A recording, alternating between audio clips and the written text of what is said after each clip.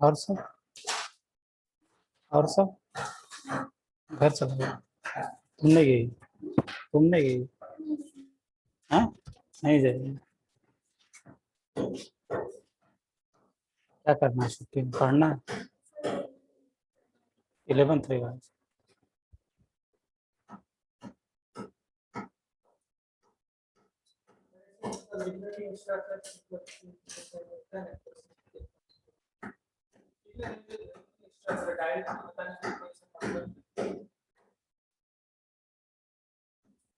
और स्ट्रक्चर बना बना के देखेगा ना, स्ट्रक्चर बना बना कर देखेगा, जब तक रिपीट नहीं होता है तो उतना रेजोनेटिंग स्ट्रक्चर होगा।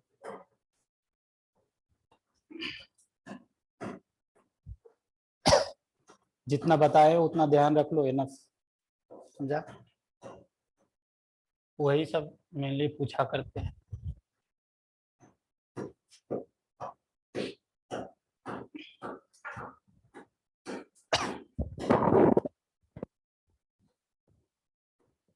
क्या बोले थे, क्या शुरू करेगा? रेजोनेंस खत्म हो गया था।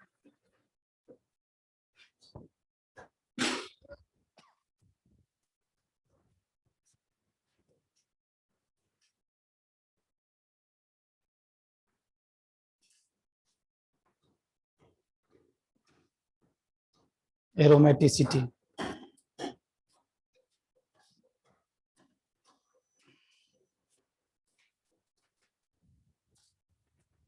तो एरोमेटिसिटी का कंडीशंस बताए थे, याद है? 3 कंडीशन था। कौन कौन? पहला कंडीशन की बात करें, साइक्लिक स्ट्रक्चर होना चाहिए। दूसरा condition, each member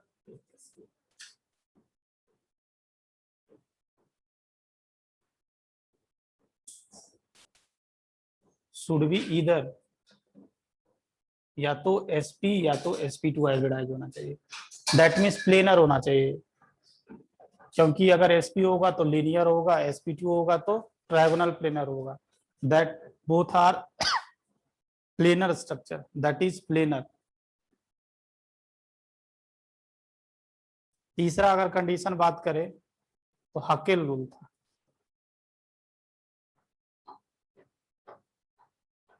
Hückel rule क्या था? That is total number of, अगर पाई इलेक्ट्रॉन की बात करें, दैट वन इज 4n + 2, और यहाँ पर n 0 हो सकता है, 1 हो सकता है, 2 हो सकता है, डॉट डॉट। दैट मीन्स अगर बात करें, अगर 0 रखेंगे तो 2 इलेक्ट्रॉन्स, 1 रखेंगे तो 6, 10, 14, इस सीक्वेंस को फॉलो करेगा। Number of pi electron should be इधर 2, 6, 10, 14, 18, 22, इस ऑर्डर में होना चाहिए।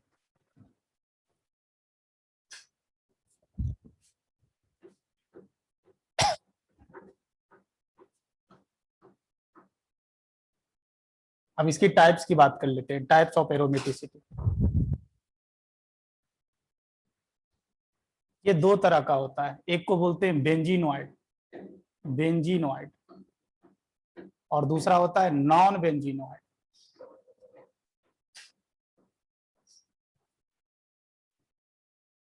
बेंजीनोइड मीन्स उसमें एटलीस्ट एक बेंजीन रिंग होना चाहिए,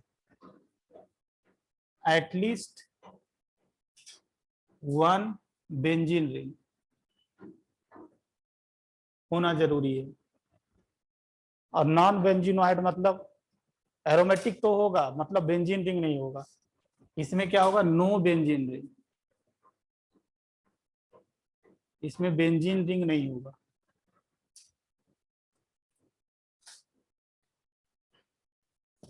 आगे अगर मैं बेंजीनोइड का टाइप्स की बात करूं, बेंजीनोइड भी 2 तरह का होता है। बेंजीनोइड भी 2 तरह का होता है। एक को बोलते हैं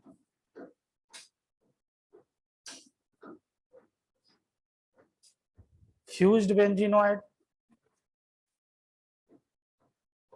और दूसरा को बोलते हैं आइसोलेटेड।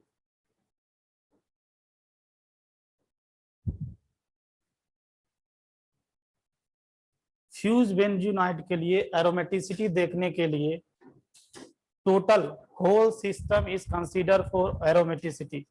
इसमें द होल सिस्टम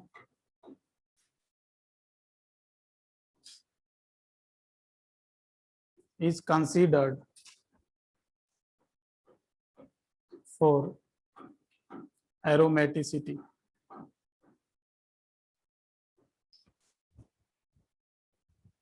जैसे कुछ और इसमें इसमें लिख सकते हैं individual individual ring is considered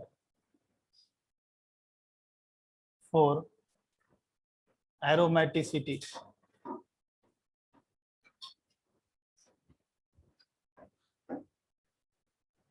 अगर मैं कुछ फ्यूज्ड बेंजीनोइड का एग्जांपल दूं,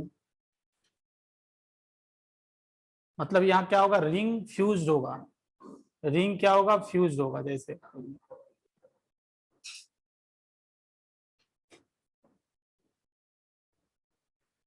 ये एक फ्यूज्ड बेंजीनोइड है, रिंग को आपस में फ्यूज कर दिया गया है। ये एक बेंजीनोइड स्ट्रक्चर है, बेंजीनोइड, क्योंकि इसमें एटलीस्ट एक बेंजीन रिंग है और साथ ही साथ फ्यूज्ड है क्योंकि रिंग को फ्यूज कर दिया गया है। इसमें बोला गया whole system is considered for aromaticity, means total number of pi electron देखे तो कितना होगा, 2 4 6 8 10 पाई इलेक्ट्रॉन्स होगा। पूरा सिस्टम को एरोमेटिसिटी डिसाइड करने के लिए पूरा सिस्टम को देखा जा रहा है। 10 पाई इलेक्ट्रॉन, 2 4 6 8 10। अगर यहाँ पर n का वैल्यू पूछा जाए तो n का वैल्यू कितना होगा बताओ। 10 लाने के लिए n का वैल्यू 2 रखेंगे तभी तो 10 आएगा। तो ये भी ध्यान रखें, कभी कभी ये भी पूछ लेते हैं n का वैल्यू बताओ तो 2 होगा, n का वैल्यू 2 रखेंगे तभी 10 आएगा। इस स्ट्रक्चर को हम लोग क्या बोलते हैं, नैप्थलीन। नैप्थलीन। और एग्जांपल दूं,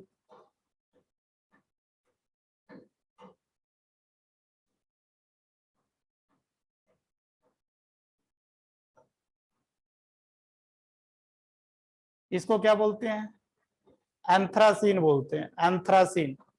इसमें कितने पाई इलेक्ट्रॉन्स हैं, काउंट करो, 6 8 10 12 14, 14 पाई इलेक्ट्रॉन्स। मींस n का वैल्यू कितना होगा, 3 होगा। n का वैल्यू 3 रखेंगे तभी 14 आएगा। इसका नाम क्या है, एंथ्रासीन। एंथ्रासीन।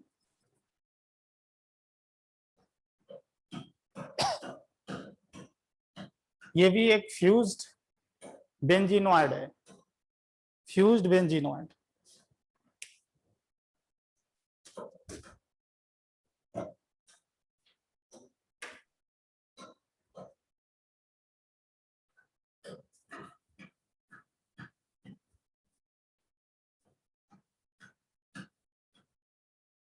और देखो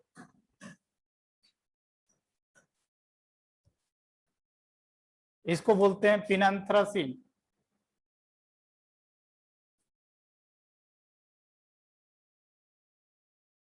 इसको बोला जाता है पिनेंथ्रासीन, पिनेंथ्रासीन, पिनेंथ्रासीन। इसमें भी देखा जाए तो कितना कितना इलेक्ट्रॉन्स है, 10 14, 14 पाई इलेक्ट्रॉन्स। मींस n का वैल्यू 3।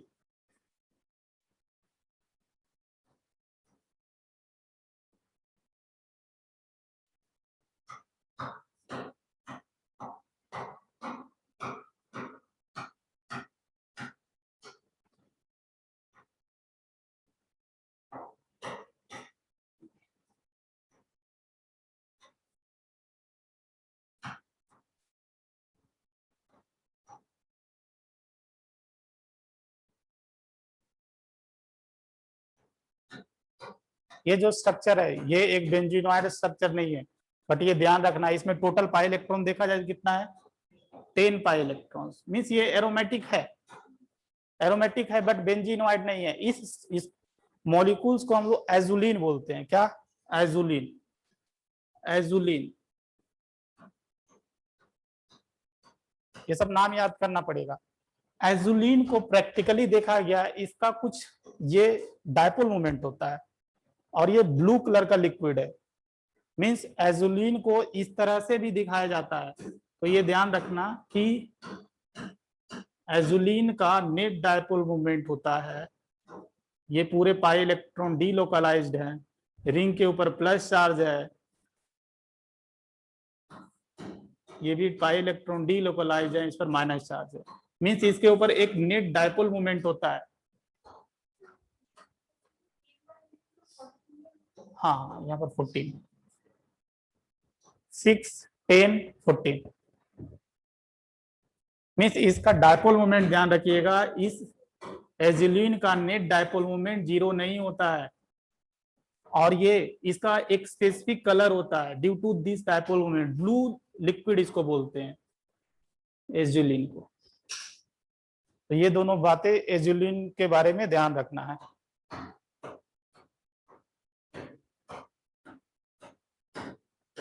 कुछ नॉन बेंजीनोइड स्ट्रक्चर देख लेते हैं। अच्छा ये आइसोलेटेड पर थोड़ा काम कर लेते हैं। आइसोलेटेड,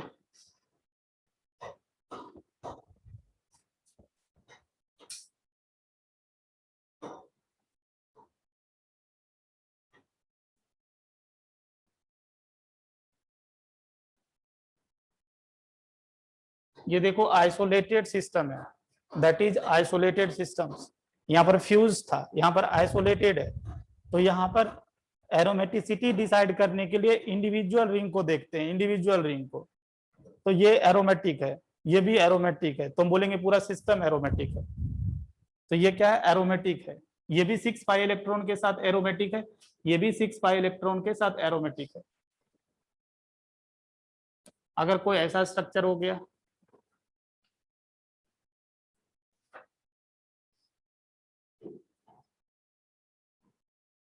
ये भी एरोमेटिक होगा।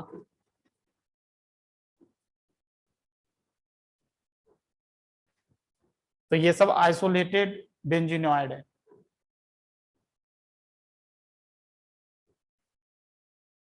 Isolated benzenoid.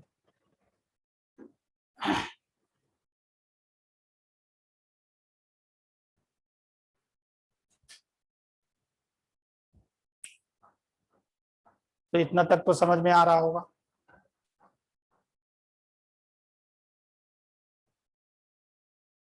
आप लोग का 3-4 दिन का जो छुट्टी है उसमें मैक्सिमम यूटिलाइजेशन करें, घर पर अगर जो रह रहे हैं थोड़ा मस्ती भी करें, बट मस्ती के साथ साथ पढ़ाई भी करें।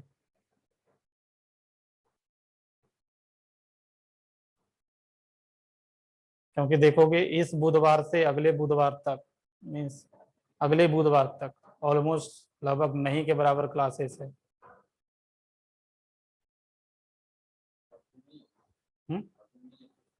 मेरा तो नहीं है, मेरा एक ही बार अब थर्सडे,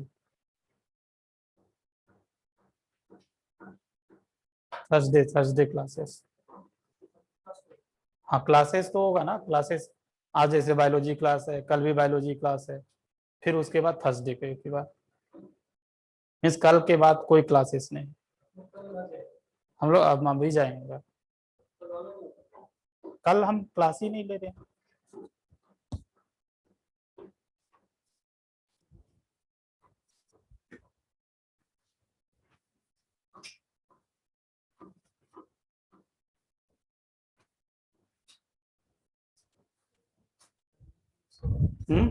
हाँ कल बायोलॉजी फिजिक्स होगा, केमिस्ट्री आज के बाद एक ही बार, नेक्स्ट थर्सडे को ऑफलाइन।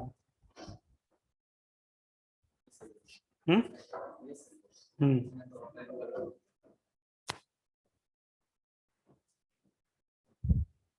चलो, तो उसके बाद हम लोग नॉन बेंजीनोइड का कुछ देखते हैं। देखो नॉन बेंजीनोइड, बेंजीनोइड का एग्जांपल मींस इसमें एक एटलीस्ट बेंजीन रिंग होना चाहिए। नहीं, इसमें कोई भी बेंजीन रिंग नहीं होना चाहिए नॉन बेंजीनॉइड में। जैसे देखो इसका एग्जांपल,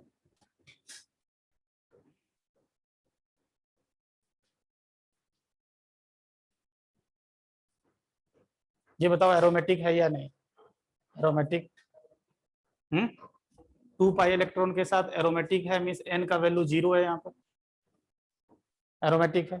ये बता भी चुका हूं, इसका 3 रेजोनेटिंग स्ट्रक्चर होता है, और इसका रियल हाइब्रिड का स्ट्रक्चर बताया था, याद करो।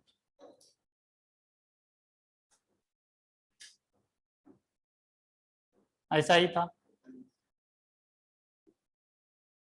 यही रियल हाइब्रिड इसका था। इसका नाम अगर पूछा जाए तो साइक्लो, 3 कार्बन है तो प्रोप, एक डबल बॉन्ड है तो EN YL के टाइम।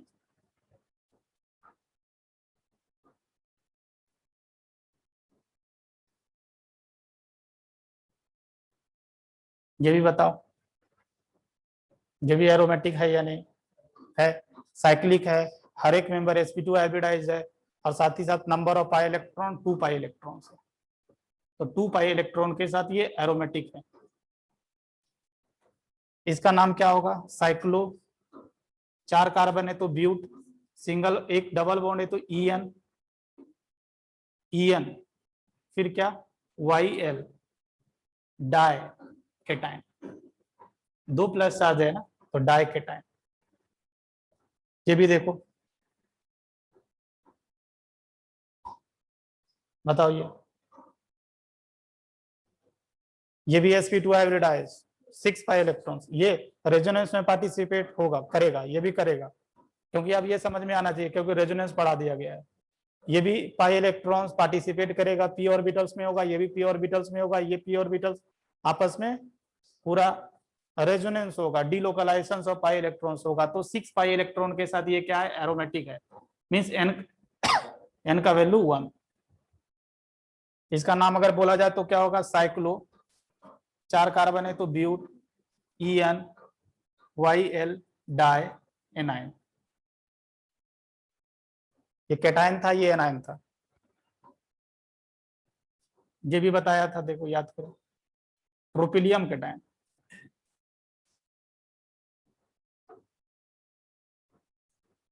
इसका नाम था ट्रोपिलियम कैटायन। ये भी एरोमेटिक है, कितना पाई इलेक्ट्रॉन के साथ? 6 पाई इलेक्ट्रॉन के साथ एरोमेटिक है, मींस n का वैल्यू 1 होगा यहाँ।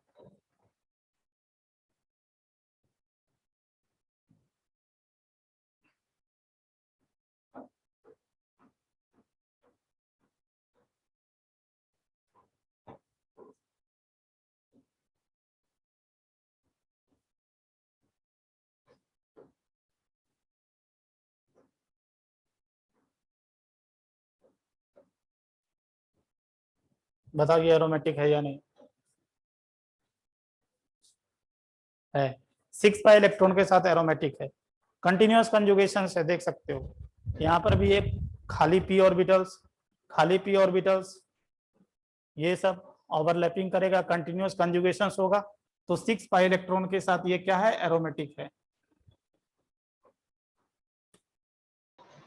नेक्स्ट स्ट्रक्चर अगर ऐसा बनाऊं, देखिए,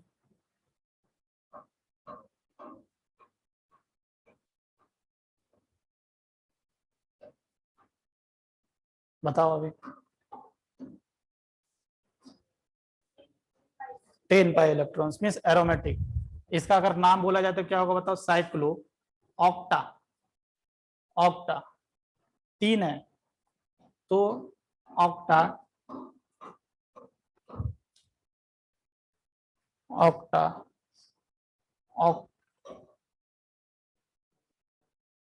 ऑक्टेन ट्राई,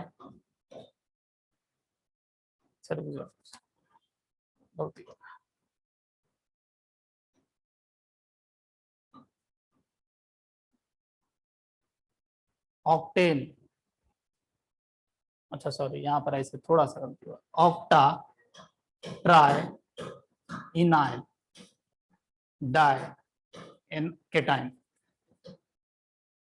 3 है ना, पाई बॉन्ड 3 है ना, तीन है तो ये ए भी आ गया ऑक्टा, तीन है तो ट्राई इनाइल, अगर इसका नाम बोला जाए तो क्या हो जाएगा साइक्लो ऑक्टा, ऑक्टा ट्राई इनाइल एनाइल।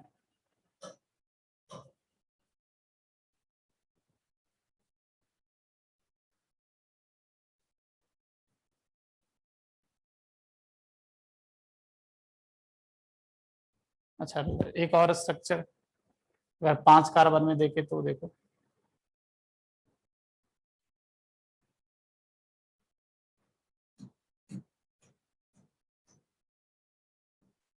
बताइए एरोमेटिक है या नहीं?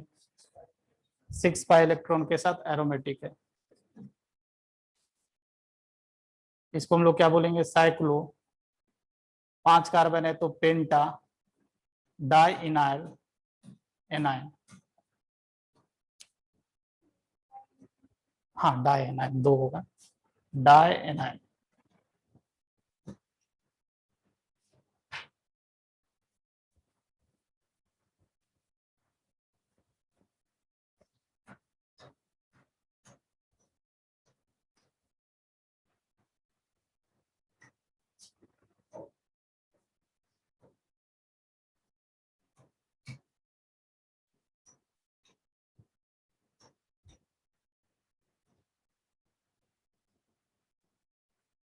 ये बताओ, ये नोट में ध्यान रखना, देखो ये एंटी एरोमेटिक है, अभी बताएंगे नेक्स्ट कंडीशंस। एंटी एरोमेटिक के लिए कंडीशन होता है साइक्लिक होना है, पहला 2 कंडीशन एरोमेटिसिटी वाला जो रहता है सेम रहता है, थर्ड कंडीशन होता है उसमें 4 पाई इलेक्ट्रॉन्स होना चाहिए, मींस जो नंबर ऑफ पाई इलेक्ट्रॉन 4 का मल्टीपल होना चाहिए, 4 8 12 इस तरह का होना चाहिए। तो ये जो स्ट्रक्चर है इसमें नंबर ऑफ पाई इलेक्ट्रॉन देखोगे तो 4 पाई इलेक्ट्रॉन है, 4 पाई इलेक्ट्रॉन्स है, और 4 पाई इलेक्ट्रॉन्स के साथ ये क्या है एंटी एरोमेटिक है, ये ध्यान रखना एंटी एरोमेटिक, और ये बहुत ज्यादा अनस्टेबल होता है, ऐसे कार्बोकेटन नहीं के बराबर बनता है। Anti aromatic structure are highly unstable. Stability का ऑर्डर बताऊं तो पहले एरोमेटिक, फिर नॉन एरोमेटिक, फिर anti aromatic. Anti aromatic structure are highly unstable.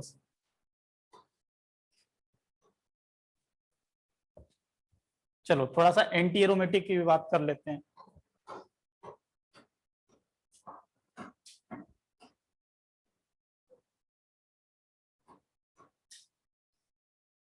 Anti aromatic conditions,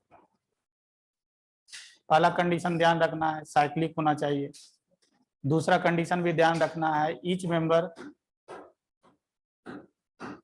member should be either sp और sp2 हाइब्रिडाइज,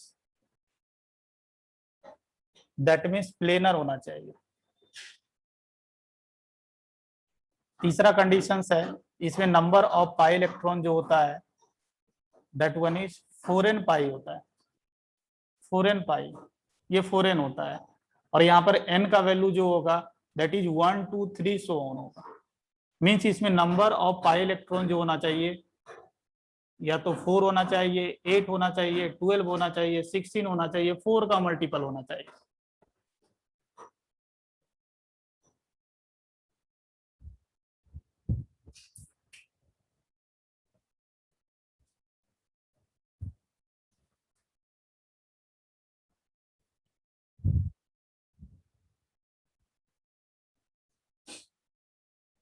जैसे ये ध्यान रखिएगा, ये एक एंटी एरोमेटिक स्ट्रक्चर है, देखो एक एंटी एरोमेटिक स्ट्रक्चर है क्योंकि इसमें नंबर ऑफ पाई इलेक्ट्रॉन्स कितना है 4 पाई इलेक्ट्रॉन्स है, 4 पाई इलेक्ट्रॉन्स है, एन का वैल्यू 1 है, 4 पाई इलेक्ट्रॉन्स है।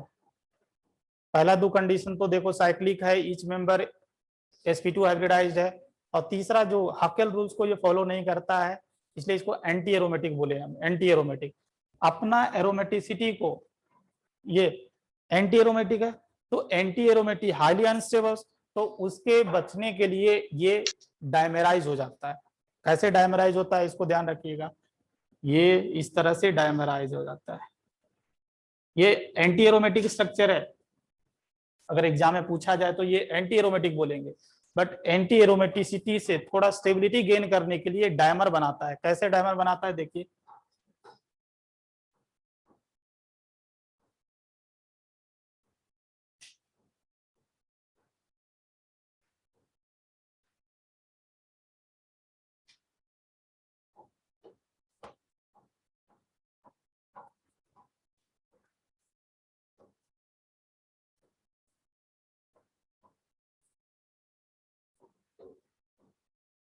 ये यहाँ पर एक बॉन्ड बना दिया और ये भी एक बॉन्ड बना गया, तो बीच वाला बन गया,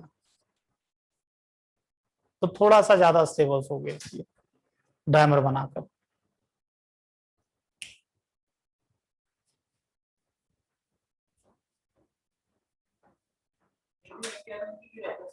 हाँ, एंटी एरोमेटिक थोड़ा सा स्टेबिलिटी गेन कर लेता है इस तरह का स्ट्रक्चर बनाकर। अगर आपसे एग्जाम में पूछा जाए which of the following is anti aromatic, ये दिख गया तो हम एंटी एरोमेटिक बोलेंगे।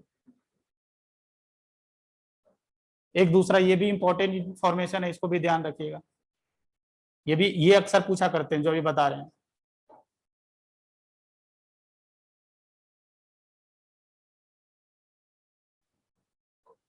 देखा जाए, अगर आपसे पूछा जाए तो ये स्ट्रक्चर क्या होना चाहिए बताओ, क्या बोलोगे देखकर, अगर देखा जाए तो एंटी एरोमेटिक होना चाहिए 8 बाई इलेक्ट्रॉन के साथ। बट ये जो स्ट्रक्चर है एंटी एरोमेटिक नहीं, इसको हम लोग बोलते हैं नॉन एरोमेटिक बोलते हैं, क्योंकि ये टब शिफ्ट में कन्वर्ट हो जाता है।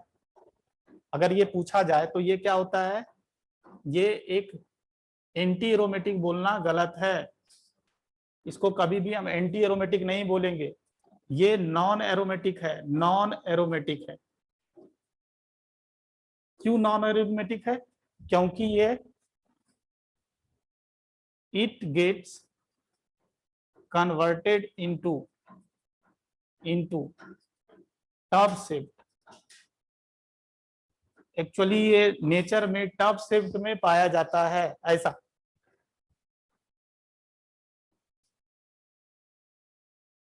मीन्स नॉन प्लेनर हो जाता है। ये नॉन प्लेनर हो जाने के कारण ये एंटी एरोमेटिक नॉन एरोमेटिक हो जाता है।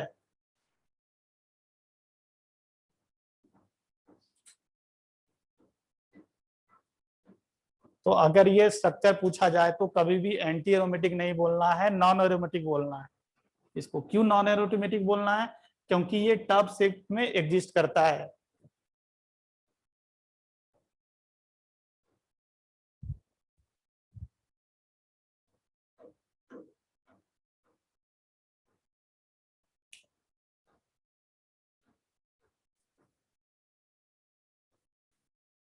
नॉन एरोमेटिक किसको बोलेंगे, जो ना तो एरोमेटिक होगा ना तो एंटी एरोमेटिक होगा। जैसे कुछ नॉन एरोमेटिक का एग्जांपल दे देता हूं, देखो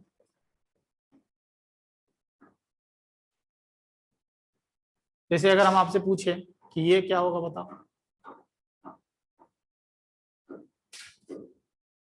ये क्या होगा,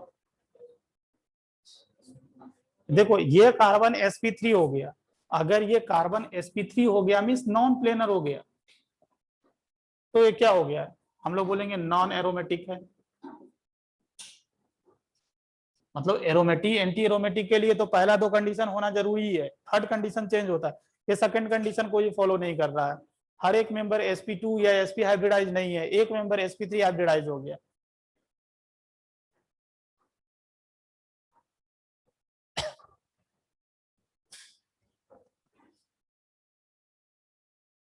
अगर हम आपसे पूछे तो ये कैसा स्ट्रक्चर होगा, ये भी नॉन एरोमेटिक होगा, क्योंकि दो sp3 मेंबर दिख गया आपको।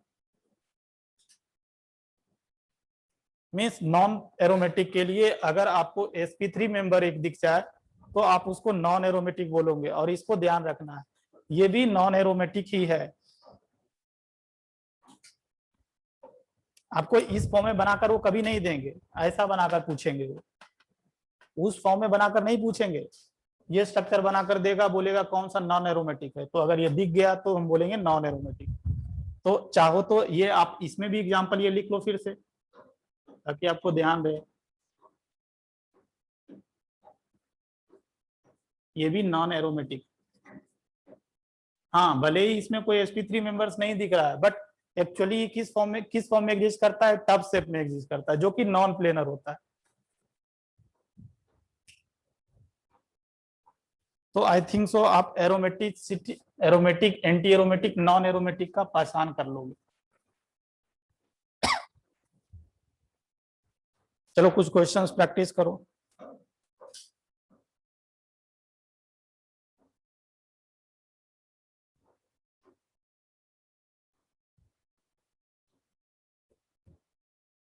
तो आपको क्या करना है, क्वेश्चंस क्या है, separate into aromatic, anti aromatic, non aromatic.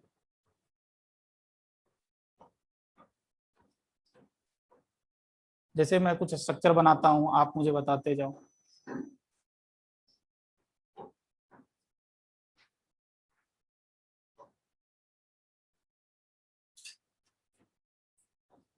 बताओ ये स्ट्रक्चर कैसा है, जो नॉन एरोमेटिक। अरे यार, 4 पाई इलेक्ट्रॉन्स जितना आसानी से देख रहा है, लगता है 4 पाई इलेक्ट्रॉन्स।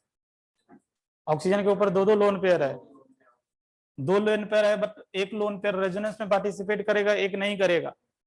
तो ये दो दो इलेक्ट्रॉन्स है जो रेजोनेंस में पार्टिसिपेट करेगा, that is also delocalised electrons. और पूरा कंटिन्यूअस कंजुगेशन भी है, क्योंकि यहाँ पर भी एक sp2 वैकेंट ऑर्बिटल्स है प्लस होने के कारण। तो पूरा कंटिन्यूअस कंजुगेशन है, कितना पाई इलेक्ट्रॉन्स का, 6 पाई इलेक्ट्रॉन्स का, 6 पाई इलेक्ट्रॉन का। तो कैसा हो जाएगा, एरोमेटिक हो जाएगा।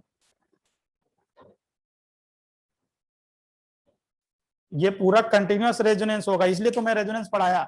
यहाँ पर एक पी ऑर्बिटल्स, यहाँ पर एक पी ऑर्बिटल देखो ओवरलैपिंग किया है, यहाँ पर एक पी ऑर्बिटल ओवरलैपिंग किया है, यहाँ खाली पड़ा हुआ है। तो क्या होगा, कंटिन्यूअस कंजुगेशन पूरे रिंग के अंदर होगा।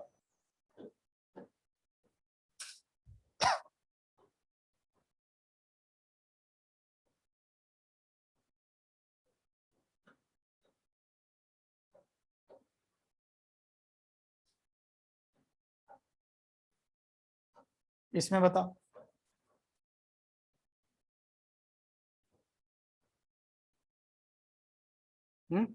क्या क्या, एंटी एरोमेटिक लग रहा है, क्यों लग रहा है, नाइट्रोजन का लोन पेयर नहीं दिखाएं तो नहीं है क्या। आपको आपको दिमाग लगाना पड़ेगा ना कि नाइट्रोजन कितना बॉन्ड बनाया, लोन पेयर होगा या नहीं होगा। अब आपको बना को तो नहीं देगा। तो 6 पाई इलेक्ट्रॉन के साथ ये भी एरोमेटिक है।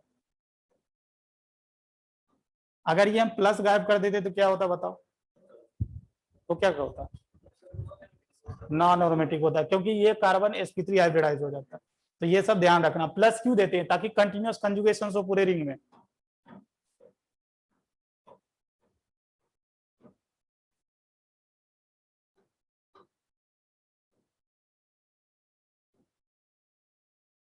ये बताओ,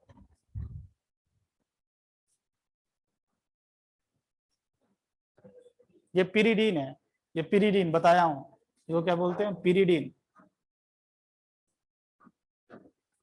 तो इसमें देखो, इसमें जो नाइट्रोजन का लोन पेयर है अभी रेजोनेंस में पार्टिसिपेट नहीं करेगा, बता चुका हूं, क्योंकि ये 6 पाई इलेक्ट्रॉन के साथ ऑलरेडी एरोमेटिक है, इसको इस लोन पेयर की जरूरत नहीं है। नहीं है तो क्या होगा, 6 पाई इलेक्ट्रॉन के साथ एरोमेटिक होगा, और ये लोन पेयर कहाँ होगा, sp2 हाइब्रिड ऑर्बिटल्स में लोकलाइज पड़ा होगा। बट यहाँ पर क्या सिनारियो है, ये p ऑर्बिटल्स में डीलोकलाइज्ड होगा। यहाँ पर क्या सिनारियो है, एक लोन पेयर डीलोकलाइज्ड होगा और sp ऑर्बिटल्स में होगा, और एक lone pair sp2 hybrid orbitals में लोकलाइज पड़ा होगा। तो ये सब आपको समझ में आना चाहिए, इतना अंडरस्टैंडिंग होना चाहिए। तो यहाँ पर क्या बोलेंगे, लोन पेयर कहाँ पर है, फिर से मैं बता रहा हूँ, क्वेश्चन पूछते हैं ये कि sp2 हाइब्रिड ऑर्बिटल्स में लोकलाइज्ड होगा, और ये 6 पाई इलेक्ट्रॉन के साथ क्या है, एरोमेटिक है।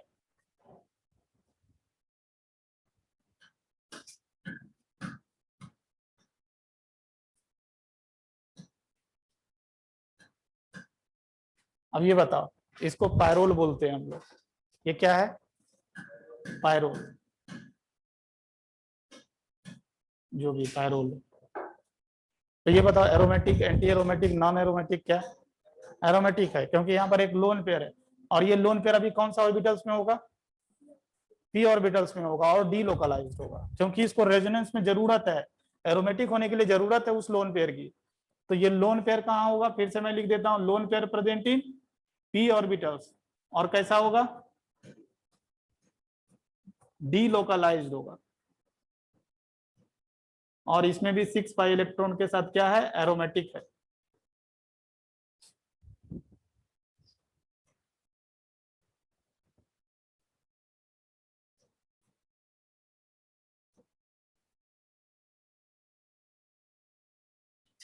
अब ये बताओ, इसको फ्यूरन बोलते हैं।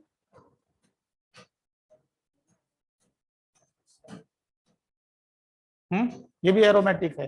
एक लोन पेयर डीलोकलाइज्ड है, एक लोन पेयर लोकलाइज्ड है, तो ये भी 6 पाई इलेक्ट्रॉन के साथ क्या है, एरोमेटिक है।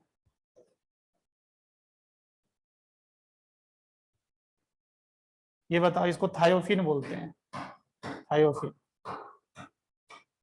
बताओ, ये भी एरोमेटिक होगा 6 पाई इलेक्ट्रॉन के साथ। अच्छा, ये हेट्रोएटॉमिक है या होमोएटॉमिक है, हेट्रोएटॉमिक, एटलीस्ट एक अदर एटम से, मतलब इसको हम क्या बोलेंगे, हेट्रोएटॉमिक एरोमेटिक कंपाउंड। पूरा नाम याद करना है सब। सो कॉमन कंपाउंड, आपके जो बुक है, बुकलेट देखोगे तो कितना सारा नाम दिया हुआ है, तो मैं जो एटलीस्ट जो मैं नाम बार बार यूज करता हूँ तो उसको तो याद रखना ही है। और ये आई थिंक सो ये दूसरा बार मैं लिख रहा हूँ, ये दूसरा बार भी लिख रहा हूँ, ऑर्गेनिक में ही एक बार पहले भी लिख चुका हूं मैं। और उस समय भी मैं ये सब एरोमेटिक एंटी एरोमेटिक बताया था, बट उस समय इतना अंडरस्टैंडिंग नहीं होगा। अब आपका अंडरस्टैंडिंग बढ़ जाना चाहिए, क्योंकि आप रेजोनेंस पढ़ चुके हो।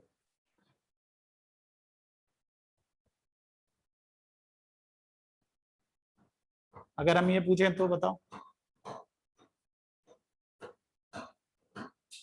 ये बताओ जल्दी जल्दी, ये क्या है, नॉन एरोमेटिक sp3 मेंबर्स। ये क्या है, एंटी एरोमेटिक है, और अपना स्टेबिलिटी गेन करने के लिए डायमर फॉर्मेशंस करता है, वही स्ट्रक्चर था।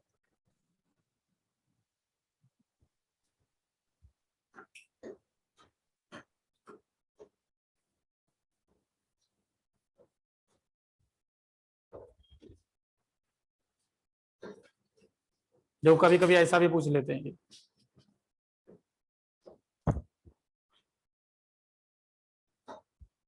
एक्चुअली ये स्ट्रक्चर का अगर aromaticity, anti aromaticity, non aromaticity check करना है, तो ये जो पाई बॉन्ड होता है ना, ये पाई बॉन्ड इधर खुल जाएगा, मोर इलेक्ट्रोनिगेटिव की तरफ खुल जाएगा। अगर ये ऐसा होगा तो क्या होगा बताओ, ये अगर ऐसा होगा तो यहाँ पर प्लस चार्ज आ जाएगा और यहाँ पर माइनस चार्ज आएगा। अब बताओ, अब ये रिंग में बताओ 2 पाई इलेक्ट्रॉन के साथ क्या हो जाएगा, एरोमेटिक हो जाएगा।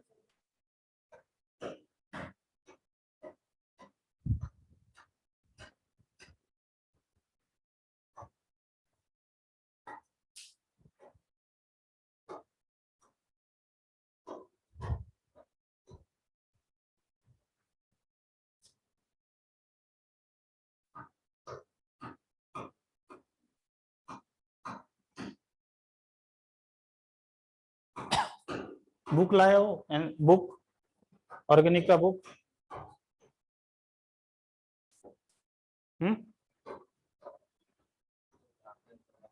अच्छा, चलो देखो देखो, अब ये क्या होगा, देखो अब ये इस तरह से खुलना प्रीफर करेगा जिधर से दोनों रिंग का भला हो जाए, दोनों रिंग का भला हो जाए मीन्स दोनों एरोमेटिसिटी गेन कर ले।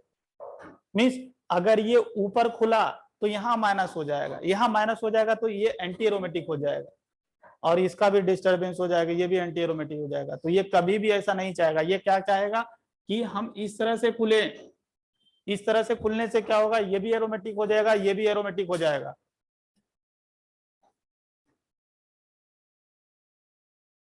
इसमें बोलेंगे angle of barrier rotation is minimum. ये तुरंत रोटेट करना चाहता है, तुरंत अपना बॉन्ड खोलना चाहता है, तो ऐसा भी क्वेश्चन पूछते हैं कि किसमें angle of barrier rotation minimum है, तो हम बोलेंगे इसमें मिनिमम है। क्योंकि अगर ये रिंग खुलेगा, ये पाई बॉन्ड अगर खुलेगा तो क्या होगा, दोनों एरोमेटिक बन जाएगा,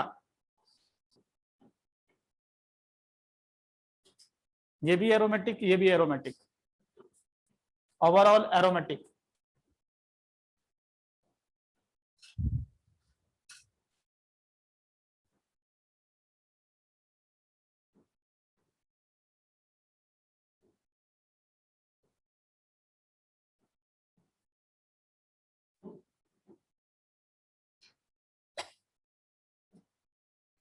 बताओ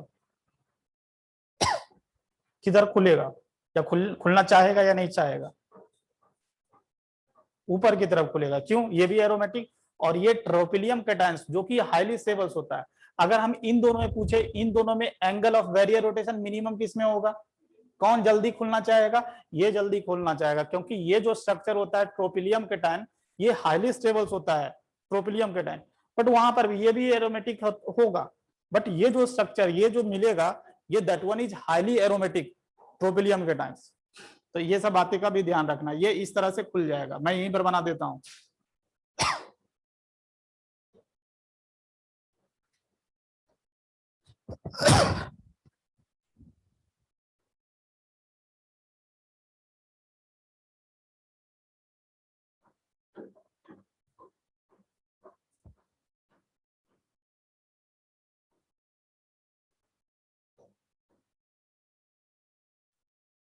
ये बता जल्दी से, तो ये भी एरोमेटिक है, ये बताओ।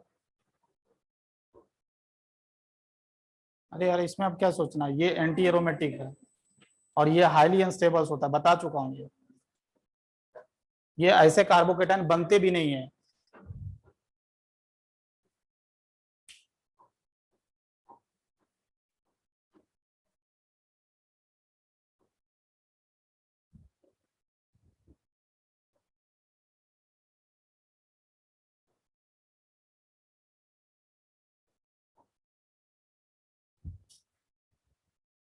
तो चलो अब पहचान लो ये कौन एरोमेटिक, कौन एंटी एरोमेटिक, कौन नॉन एरोमेटिक। बहुत सारा क्वेश्चंस करवा दिया आपको। चल आगे बढ़ते हैं। अच्छा तो आप समझ में आ गया। हम्म अच्छा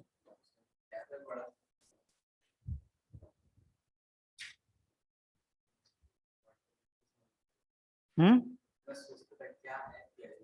क्या है, चलो अब क्या है तो तुम यही बताएगा, अगर समझ में आ रहा है तो एरोमेटिक या नॉन एरोमेटिक बताओ।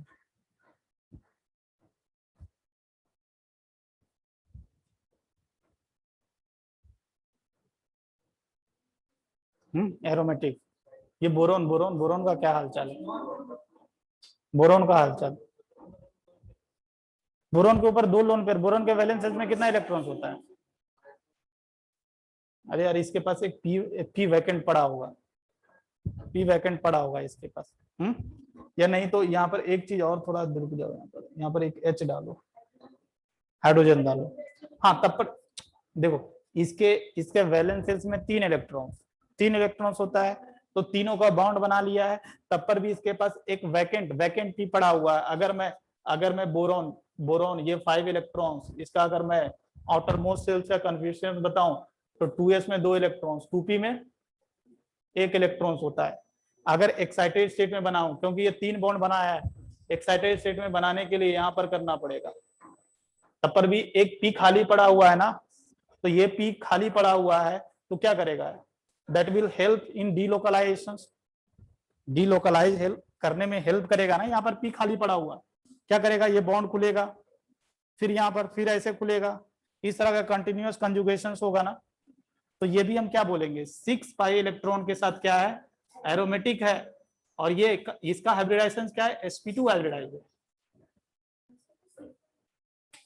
हाँ अब देखना है कंटिन्यूअस कंजुगेशन हो रहा है या नहीं हो रहा है। अगर एक भी डिसकंटिन्यूटी आ गया तो आपको प्रॉब्लम, एरोमेटिसिटी नहीं होगा वो।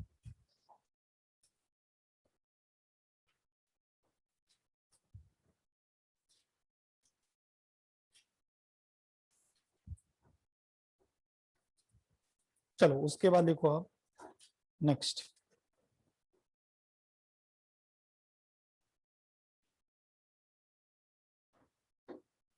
आप लोग फिजिकल केमिस्ट्री पर ध्यान दो। फिजिकल केमिस्ट्री क्योंकि ऑर्गेनिक शुरू हो गया, फिजिकल केमिस्ट्री कुछ दिन के बाद पूरा गायब हो जाएगा दिमाग से। तो फिजिकल केमिस्ट्री का आप एक प्रॉपर स्ट्रेटजी बनाएं और उसको बार बार रिविजन करें, बार बार क्वेश्चंस का प्रैक्टिस करें। हर क्वेश्चन का प्रैक्टिस नहीं करोगे तो फिजिकल केमिस्ट्री में आपको लगेगा कि हमको आ रहा है, बट वो बना नहीं पाओगे। इसलिए उसको एक प्रॉपर स्ट्रेटेजी के साथ रिविजन करते रहें, कुछ कुछ क्वेश्चंस करते रहें, नहीं तो पूरा फिजिकल केमिस्ट्री, क्योंकि मैं तो फिजिकल केमिस्ट्री का नाम भी नहीं लूंगा, मेरे तरफ से तो खत्म हो चुका है ना। हाँ, भले क्वेश्चन पूछने आओगे तो बताऊंगा।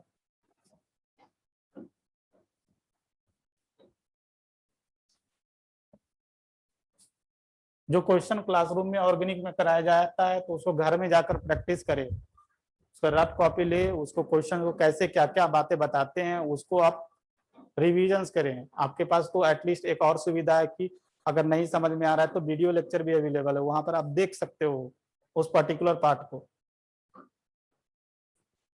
चलो उसके बाद आगे बढ़ते हैं। लिखिए electronic effect. Electronic effect. Electronic effect. Electronic effect. तो इसमें लिखेंगे इलेक्ट्रॉनिक इफेक्ट, क्या नाम से ही है, इलेक्ट्रॉन का कुछ इफेक्ट, कोई हम इलेक्ट्रॉनिक इफेक्ट बोलेंगे तो लिख सकते हो इफेक्ट क्रिएटेड बाय इलेक्ट्रॉन, उसको हम इलेक्ट्रॉनिक इफेक्ट बोलेंगे। कौन कौन सा इलेक्ट्रॉनिक इफेक्ट आपको पढ़ना है? सबसे पहला इलेक्ट्रॉनिक इफेक्ट पढ़ना है, that one is inductive effect. Inductive effect. दूसरा कौन पढ़ना है? तो that one is mesomeric effect. इसको इंडक्टिव इफेक्ट को आई से डिनोट करेंगे, मेजोमेरिक इफेक्ट। मेजोमेरिक इफेक्ट का ऑलमोस्ट बात है, रेजोनेंस समझ में आता है तो मेजोमेरिक इफेक्ट आपको समझ में आता है, और या इसको हम लोग रेजोनेंस इफेक्ट भी बोलते हैं।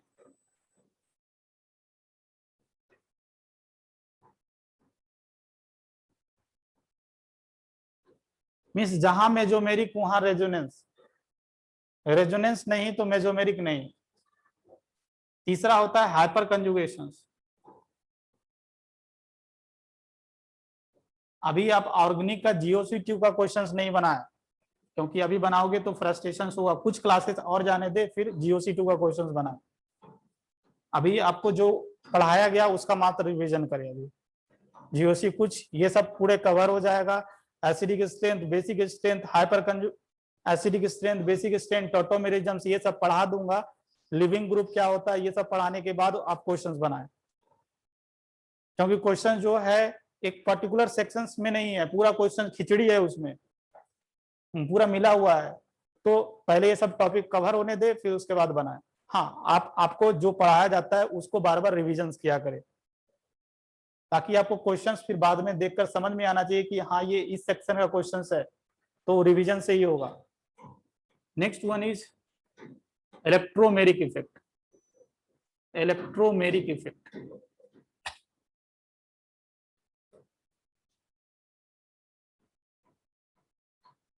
इसमें ये जो फर्स्ट थ्री इफेक्ट है इसको हम परमानेंट इफेक्ट बोलते हैं। Permanent, permanent effect. और ये जो होता है ना इसको बोलते हैं टेम्पररी इफेक्ट। इसको क्या, temporary, temporary effect.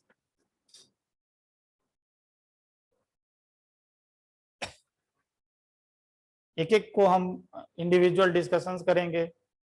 Inductive effect क्या होता है, इंडक्टिव इफेक्ट का एप्लीकेशंस क्या क्या होता है, फिर मेजोमेरिक इफेक्ट किसको हम प्लस एम ग्रुप बोलते हैं, किसको माइनस एम ग्रुप बोलते हैं, कैसे पहचानते हैं plus M minus M group. मतलब यहाँ पर कंप्लीट रेजोनेंस का कॉन्सेप्ट आ जाएगा जो कि मैं पढ़ा चुका हूँ। चलो, तो सबसे पहले इंडक्टिव इफेक्ट आप हेडिंग दें। Inductive effect.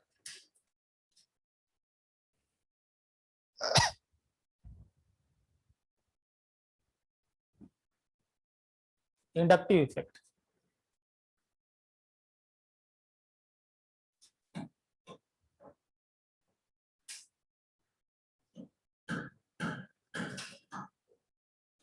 तो इसमें पहला एक पॉइंट लिख लें, partial displacement of partial displacement of partial displacement of partial displacement of sigma electrons, partial displacement of sigma electrons, this is due to sigma electrons, क्या लिखा, partial displacement of sigma electrons towards more electronegative atoms, towards more electronegative atoms,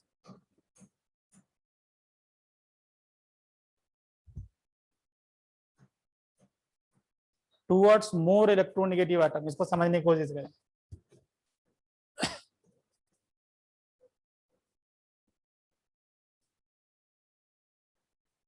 ये क्या है, alkyl halide है, this one is alkyl halide.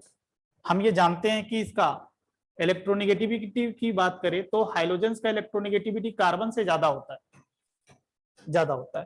तो क्या होगा, ऐसा होने से देखो, अगर ओनली कार्बन कार्बन बॉन्ड रहता तो ये जो शेयर पेयर इलेक्ट्रॉन होता बीच में होता, शेयर पेयर इलेक्ट्रॉन बीच में होता, दोनों कार्बन के बीच में होता।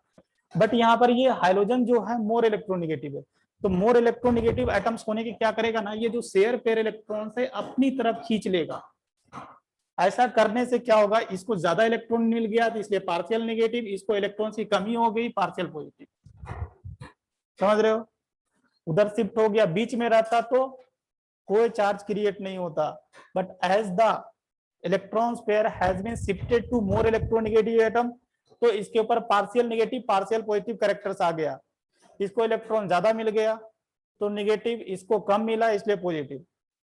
अब ये क्या करेगा, तो हम क्या बोला कि इस जो इंडक्टिव इफेक्ट में क्या होता है, सिग्मा इलेक्ट्रॉन का शिफ्टिंग होता है। There is partial shifting of sigma electron not pi electrons. तो इसमें सिग्मा इलेक्ट्रॉन, ये सिग्मा बॉन्ड था, सिग्मा बॉन्ड का इलेक्ट्रॉन्स मोर इलेक्ट्रोनेगेटिव एटम्स के टुवर्ड शिफ्ट हो गया। ऐसा होने से क्या होगा, अब इस कार्बन को कमी हो गया तो क्या करेगा, ये सामने वाला से भरपाई करेगा कुछ, तो ऐसा करने से इसके ऊपर डेल्टा पॉजिटिव, फिर ये भी क्या करेगा, सामने वाला से कुछ ना कुछ वसूली करेगा, तो ऐसा ये क्रिएट हो जाएगा। यही इंडक्टिव इफेक्ट है। इंडक्टिव इफेक्ट में क्या होता है, partial displacement of sigma electrons होता है, और किस कारण होता है, that is due to electronegativity difference.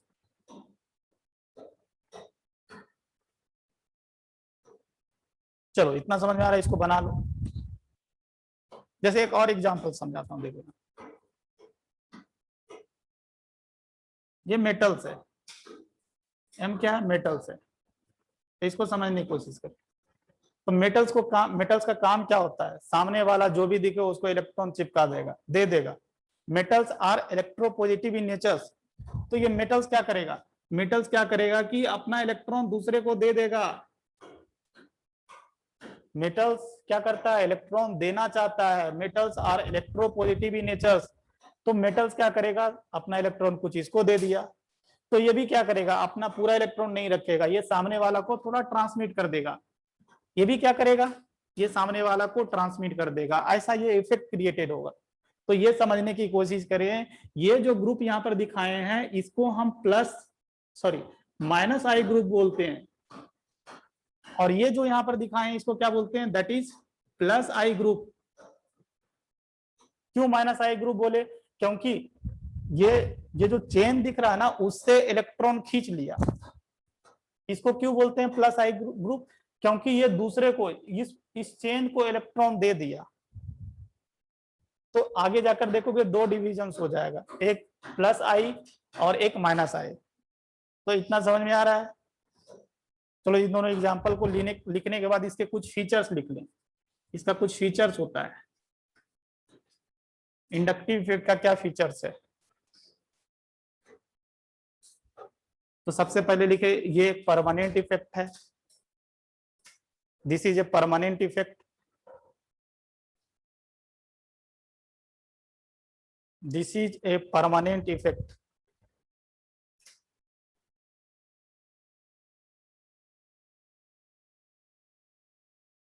एक टीवीएस सीरीज का आया था परमानेंट रूटमेट्स, देखा है?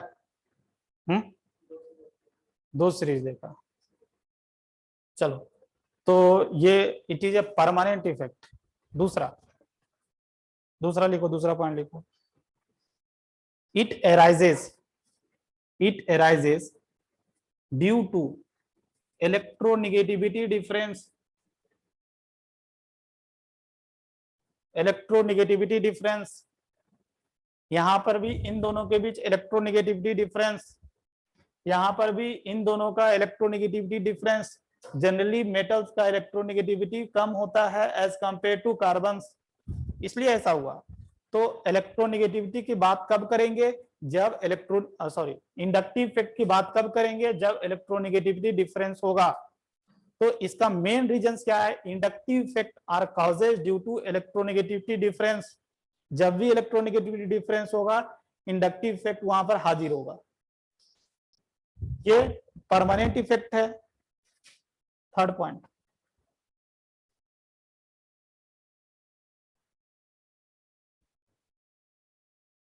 in this effect comma only partial displacement of sigma electrons occur. Partial displacement of sigma electrons occur. Partial displacement of sigma electrons occur. तो इसमें ये बात ध्यान रखना, पाई इलेक्ट्रॉन्स का डिस्प्लेसमेंट नहीं होता है। पाई इलेक्ट्रॉन्स का डिस्प्लेसमेंट शिफ्टिंग कहाँ होता है? रेजोनेंस में होता है। सिग्मा इलेक्ट्रॉन का डिस्प्लेसमेंट इंडक्टिव इफेक्ट में होता है। तो ये सब बातें को ध्यान रखना है। Next point, it is distance dependent effect. It is distance dependent effect. That is decreases with increase in distance. That is decreases with increase in distance. मतलब इसमें ध्यान रखना है, inductive effect is inversely proportional to distance. जितना ज्यादा distance हो जाएगा, inductive effect उतना ही कम होगा। जैसे इंडक्टिव इफेक्ट यहाँ पर बहुत ज्यादा था, बट जैसे जैसे हम दूर गए, इंडक्टिव इफेक्ट का मैग्नीट्यूड क्या हो गया? कम हो गया। तो ये इंडक्टिव इफेक्ट क्या है? डिस्टेंस डिपेंडेंट इफेक्ट है। जितना ज्यादा डिस्टेंस, इंडक्टिव इफेक्ट उतना कम। तो it decreases with increase in distance. समझा? तो ये भी लिख लो नीचे उसके।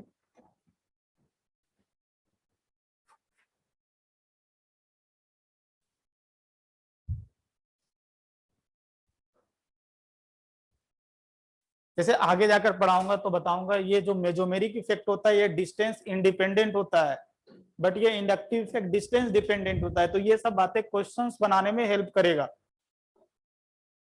तो इतना बातें आपको इंडक्टिव इफेक्ट में ध्यान रखना है। अब लिखे टाइप्स ऑफ इंडक्टिव इफेक्ट।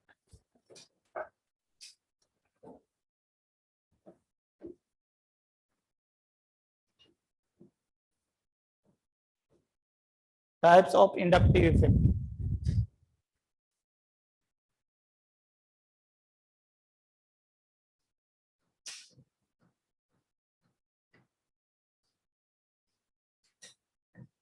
ये बेसिकली 2 तरह का होता है। एक प्लस आई इफेक्ट बोलते हैं और एक बोलते हैं minus I effect. Plus I effect are causes by plus I group. Plus I group means उसको हम लोग बोलते हैं electron donating group. Electron donating group, EDG means electron donating group causes plus I effect. और या इसको कभी कभी हम लोग इलेक्ट्रॉन रिलीजिंग ग्रुप भी बोलते हैं। रिलीजिंग ग्रुप,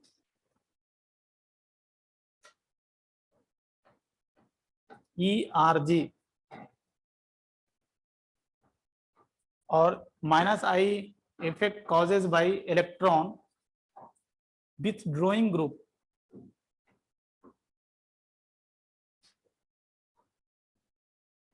इसको EWG बोलते हैं, इलेक्ट्रॉन विथड्रॉइंग ग्रुप। अब नेक्स्ट बातें ध्यान रखना है कि माइनस आई ग्रुप किसको किसको बोलेंगे, तो नेक्स्ट हेडिंग लिखिए minus I group. Minus I group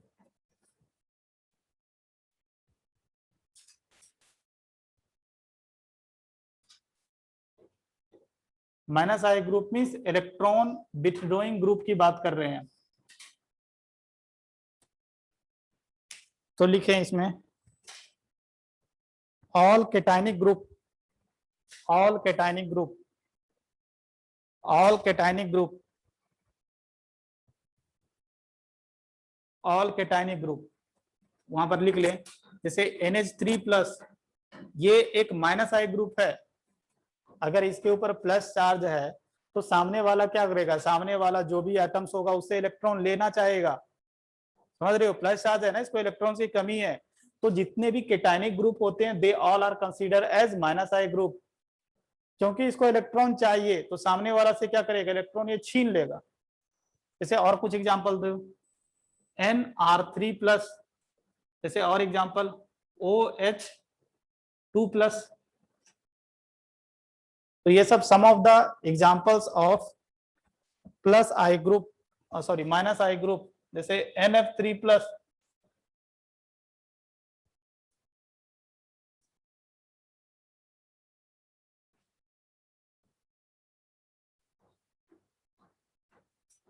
next point इसमें एक लिख ले, minus I power of, minus I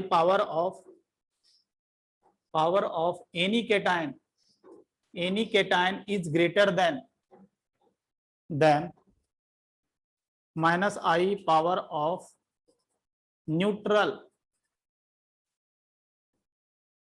neutral के कंपैरिजन में कैटायन का इलेक्ट्रॉन खींचने का पावर ज्यादा होता है। जैसे अगर मैं बात करूं कि NO2 और NH3+ में कौन ज्यादा इलेक्ट्रॉन खींचेगा, तो NH3। जितने भी कैटायनिक ग्रुप होते हैं उसका इलेक्ट्रॉन खींचने का पावर ज्यादा होगा, तो ये ध्यान रखना है।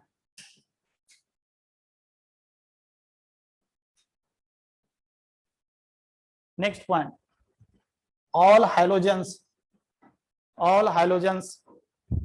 अगला पॉइंट, पहला all cationic group minus I group, दूसरा ऑल हाइलोजेंस, ऑल हाइलोजेंस जो भी हाइलोजेंस हैं they are minus I group. तो अगर मैं फ्लोरीन, क्लोरीन, ब्रोमीन और आयोडीन इसमें पूछूं सबसे ज्यादा इलेक्ट्रॉन कौन खींचेगा, फ्लोरीन, क्योंकि फ्लोरीन का इलेक्ट्रोनेगेटिविटी ज्यादा होता है इसलिए ज्यादा इलेक्ट्रॉन खींचेगा वो। तो जितने भी हाइलोजेंस होते हैं they all are minus I group, जितने भी कैटायनिक ग्रुप होते हैं they all are minus I group, and minus I power of any cations is greater than minus I power of neutrals. Next ध्यान रखें, 3 point ध्यान रखना है minus I group के बारे में। एक पहला कैटायनिक ग्रुप हाइलोजेंस वाला, और तीसरा पॉइंट ये सब कुछ ग्रुप लिखा रहा हूं, जैसे COOH एक माइनस आई ग्रुप है।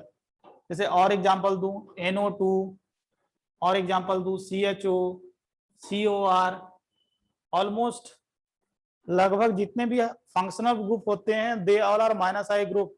जैसे और कुछ एग्जांपल दूं OH, OR, NH2, CN,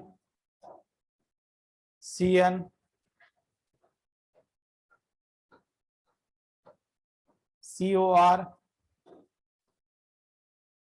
तो ये सब कुछ एग्जांपल लिख दिया हूं, और भी बहुत सारा होगा। जैसे और लिखूं SO3H, और भी बहुत सारा।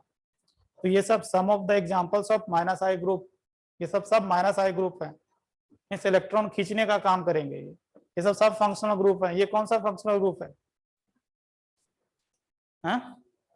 क्या कौन सा, अच्छा इथर है। तो ये क्या है, हाँ, कौन सा फंक्शनल ग्रुप? कीटोन है सर। कीटोन, बिल्कुल गुड गुड, कीटोन्स। और ये कौन सा फंक्शनल ग्रुप है? ये ईस्टर है। यस। ये सब आपको पहचान होना चाहिए फंक्शनल ग्रुप का। चलो, तो फिर उसके बाद प्लस आई ग्रुप लिखे, plus I group.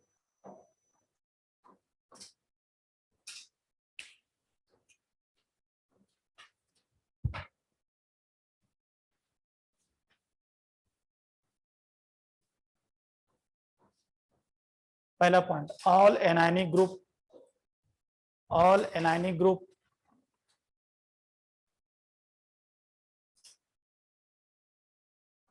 All anionic group. इसमें कैटायनिक ग्रुप तो उसमें एनायनिक ग्रुप। जैसे कुछ एग्जांपल दे देता हूं, देखो CH2 minus, O minus, NH minus, COO minus. ये सब some of the examples of plus I group. Means इसके पास माइनस होना मीन्स इलेक्ट्रॉन ज्यादा होना, ज्यादा होना मतलब दूसरे को दे देगा। इसके पास प्लस होना मतलब दूसरे का इलेक्ट्रॉन खींच लेगा और वो दे देगा। तो जितने भी एनायनिक ग्रुप होते हैं they all are plus I group. तो यहां पर क्या बोलेंगे? Plus I power of any anion is greater than plus I power of neutral. तो वहां पर भी लिख लो फिर, plus I power of any anion, plus I power of any anion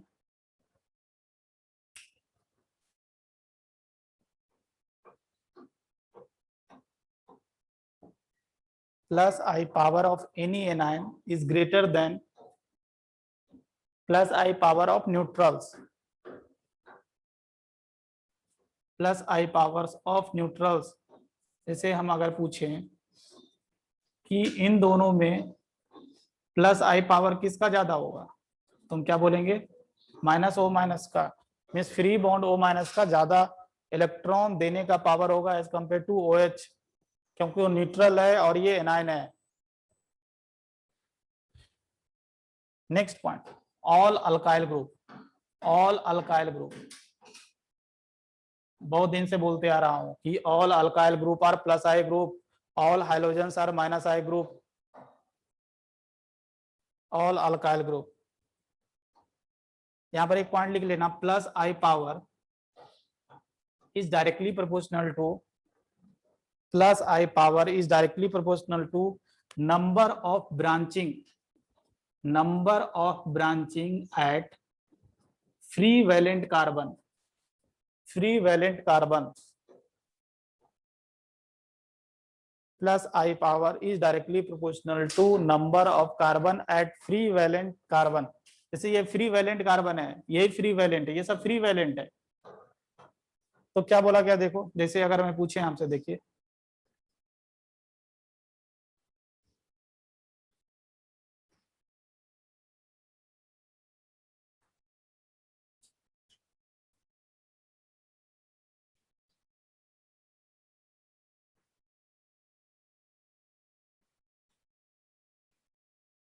बताओ प्लस आई पावर तीनों में किसका ज्यादा होगा? इसका, क्योंकि फ्री वैलेंट कार्बन पर ज्यादा ब्रांचिंग है। तो ये बात ध्यान रखना है।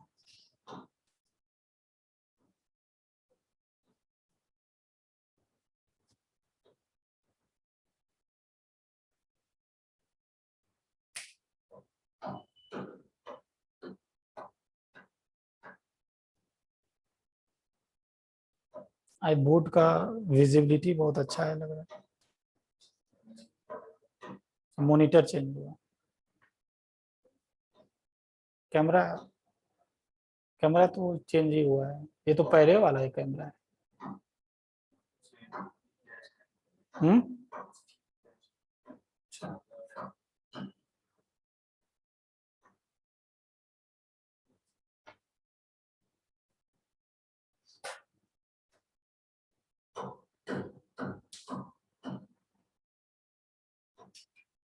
चलो एक पॉइंट और लिख लो, if branching is same, if branching is same, comma if branching is same comma plus I power is directly proportional to number of carbon atoms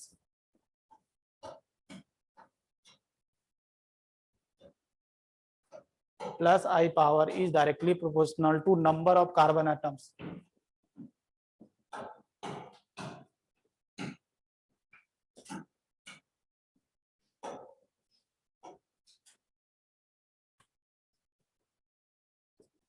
अब बताओ तीनों में प्लस आई किसका ज्यादा होगा? थर्ड वाला, क्योंकि ब्रांचिंग अभी सेम है। तो ब्रांचिंग अगर सेम है तो कार्बन देख लो कितना ज्यादा कार्बन है, जितना ज्यादा कार्बन होगा उतना ज्यादा प्लस आई होगा।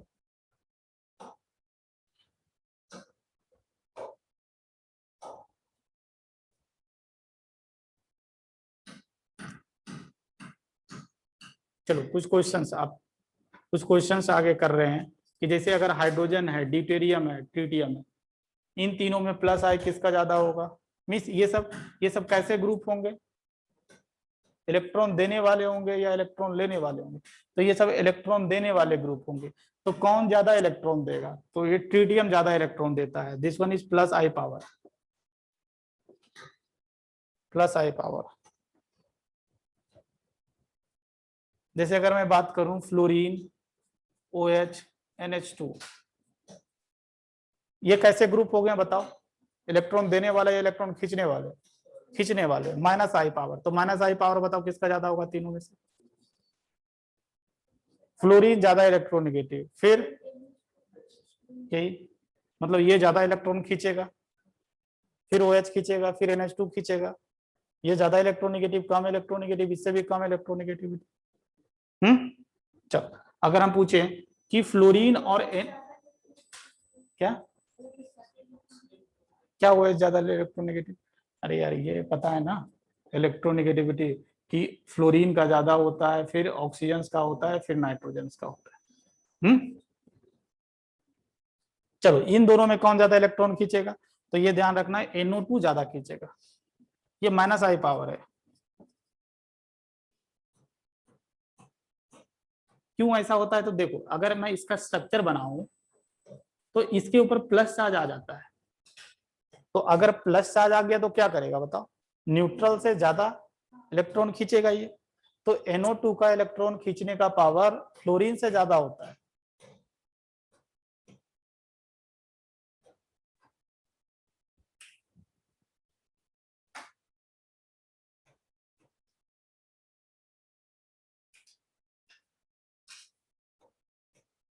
चलो ये इंडक्टिव इफेक्ट हम यहीं पर छोड़ रहे हैं और इसके बाद और इसको हम आगे बढ़ाएंगे। फिर अगले क्लास में इंडक्टिव इफेक्ट खत्म होगा, इसमें एप्लीकेशन कैसे एसिडिक स्ट्रेंथ, कैसे बेसिक स्ट्रेंथ, ये सब वगैरह वगैरह कैलकुलेशंस करते हैं। फिर कैसे कार्बोकेटाइन का स्टेबिलिटी देखते हैं with the help of inductive effect, carbon ion का स्टेबिलिटी कैसे देखते हैं। तो ये सब टोटल थोड़ा ओवरव्यू आपको यहाँ पर दिखाया जाएगा। फिर उसके बाद आगे धीरे धीरे जैसे आगे बढ़ेंगे सो कवर करेंगे। चलो तो आज के लिए यहीं हम छोड़ते हैं। आप लोग अच्छे से पढ़ाई करें, थोड़ा थोड़ा मस्ती भी करें, ऐसा नहीं कि कंप्लीटली पढ़ते रहना है। और मेरे तरफ से आप लोग को हैप्पी होली।